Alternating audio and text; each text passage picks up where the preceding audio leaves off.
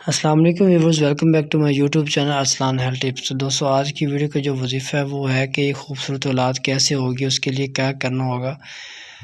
تو ہم چلتے ہیں اپنی ویڈیو کی طرف۔ تو دوستو ہر آدمی یہ چاہتا ہے کہ اس کا جو بچہ ہے وہ خوبصورت ہو، وہ صاحب اولاد بھی ہو۔ شاید کوئی آدمی آپ کو ایسا نہیں ملا ہوگا کہ وہ یہ چاہتا ہو کہ میری اولاد خوبصورت نہ ہو۔ تو ہر آدمی یہی چاہتا ہے کہ اس کی اولاد خوبصورت ہو۔ تو اس کے لیے ہم آپ سے آج دو باتیں شیئر کریں گے۔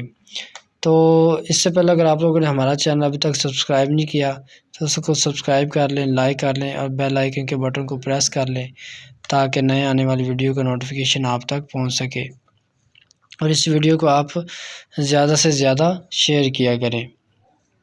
تو دوستو چلے ہم چلتے ہیں اپنی ویڈیو کی طرف۔ سب سے پہلی بات جو ہے وہ یہ ہے کہ غذا کا براہ راست اثر انداز ہونا انسان پر اثر انداز ہوتا ہے، اور یہ اتنا طاقتور اثر ہوتا ہے کہ اس کا انکار کوئی بھی نہیں کر سکتا۔ تو گھروں میں عام طور پر ہم نے سنا ہے بڑی بوڑھی عورتوں سے، ان کی تجرباتی زندگی میں ہم نے ان کو کرتے بھی دیکھا ہے، اور اس کا تعلق قرآن حدیث کی روشنی سے بالکل بھی نہیں ہے۔ اس لیے میں آپ کو یہ پہلے ہی کلیئر کر دینا چاہتا ہوں کہ یہ جو ہماری بوڑھی عورتیں ہیں ان کی تجرباتی زندگی میں ہم نے یہ سنا ہے کہ جو عورتیں حاملہ ہو جاتی ہیں ان کو کون سی چیزیں کھلاتی ہیں جن سے ان کا بچہ جو ہے وہ دودھ جیسا اور صحت مند ہوتا ہے۔ سب سے پہلی جو چیز ہے وہ ہے ناریل۔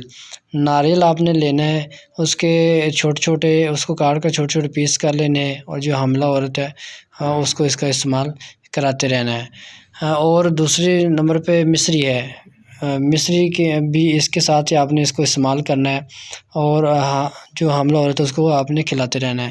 اور یہ تو بات ہوگی غذا کے متعلق، اور ہم نے اپنے بزرگوں سے بھی سنا ہے کہ جو عورتیں حاملہ ہوئی تھی، کل بھی میں نے آپ کو ویڈیو شیئر کی تھی آپ سے، تو اس میں میں نے آپ کو